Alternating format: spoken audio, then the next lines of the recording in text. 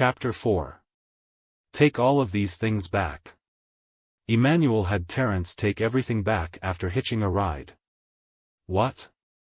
Terence wasn't the only one shocked by Emmanuel's demand, though. Alessandra and Rosalind were just as surprised as he was. These things are worth at least 10 million. Are you sure you don't want them? Terence asked again to make sure his ears weren't deceiving him. 10 million may be a small figure for me, but it should be an astronomical sum for this young man and his family. That's right, I don't want them. My late father taught me not to accept things I don't deserve. I can't be accepting such expensive gifts simply for helping you, Emmanuel replied firmly. Rosalind could only let out a helpless sigh when she saw how noble he was. Alessandra felt a little upset as she wondered when Emmanuel would be able to find himself a girlfriend and get married. Very well, then. Terence nodded excitedly and brought the gifts home. Fearing that Mackenzie wouldn't believe him, he even recorded the entire process and showed it to her as proof. Do you see that, Mackenzie? I told you that man would be able to pass the test. Now that you've lost the bet, it's time to honor your word and marry him. I want my grandchildren. Terence urged her. Although Mackenzie said nothing in response, she was not one to go back on her word. Since she had lost the bet with her grandfather, she decided to take care of things the next day. Otherwise, he would surely pester her about it every day. Emmanuel received a phone call from an unknown number very early the next day. Since you refused to accept my gifts yesterday, I have decided to introduce a potential wife to you instead. You wouldn't say no to this, would you, young man? This voice. It's the strange old man from yesterday. Hey, old man, are you some kind of scammer or something? Is this a new tactic to scam people out of their life savings?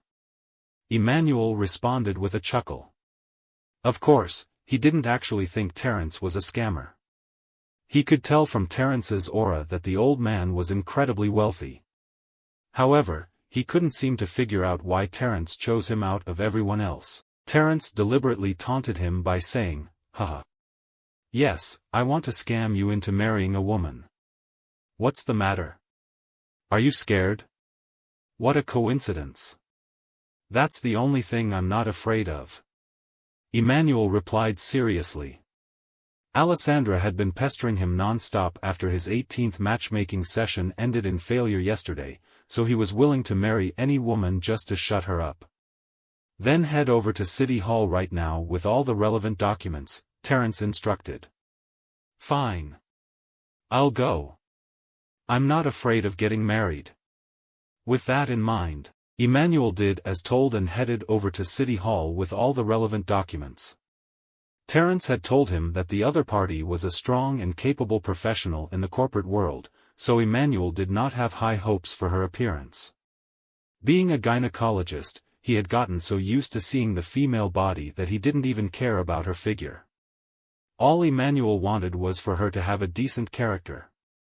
At the very least, she would have to be better than Melanie. His jaw dropped in shock when he arrived at City Hall and saw the woman he was supposed to marry. What?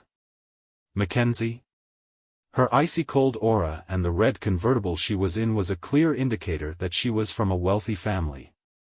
Despite how beautiful she looked, no guy dared hit on her because she was clearly out of their league.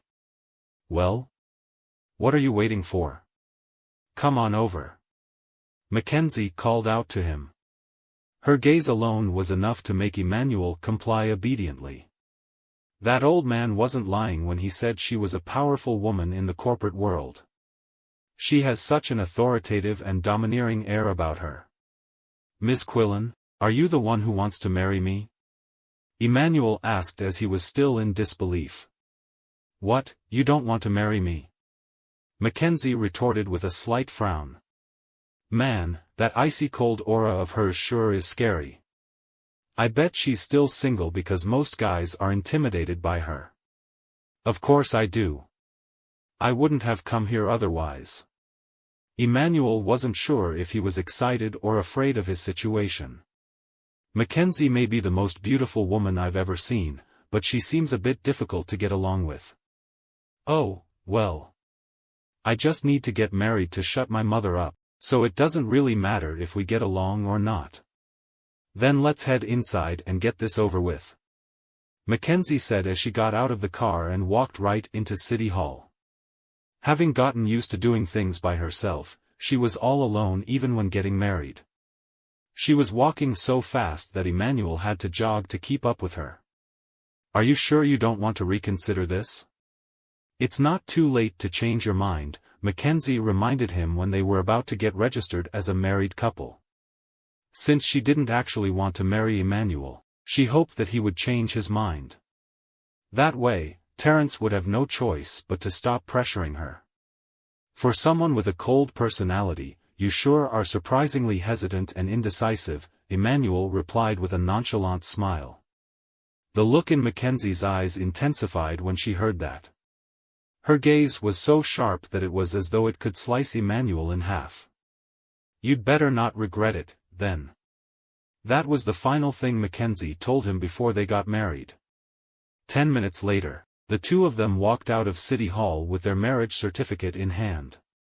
Because Mackenzie had remained silent and maintained an icy-cold expression the entire time, the staff at the registration counter even wondered if they had come to the wrong counter.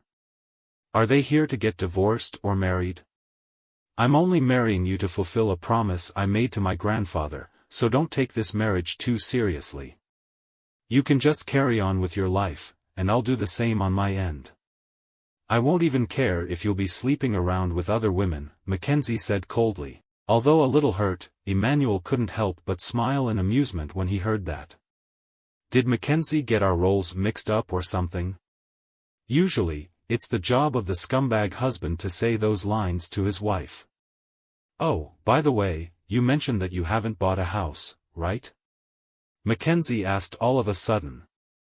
Yes, that's right, Emmanuel replied with a nod. Mackenzie then handed him a set of keys, much to his surprise. As the CEO of Terence Group, she had gotten used to being prepared. What's the meaning of this? Emmanuel asked. It's a patriarchal world that we live in, so women are expected to move in with their husbands. I refused to move into your house, so I got us our own place instead.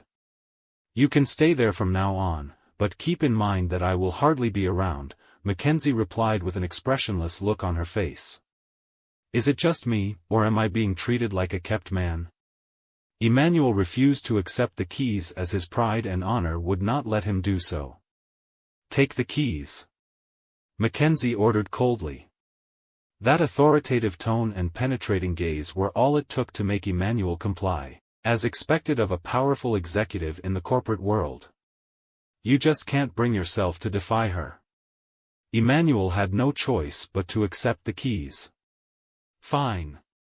I suppose being a kept man is better than nothing. Since they were already married, getting into conflicts over such trivial matters would only make his life even more difficult. Goodbye. Mackenzie said as she got ready to leave. Wait up, Ms. Quillen. Emmanuel called out to her while grabbing her by the wrist.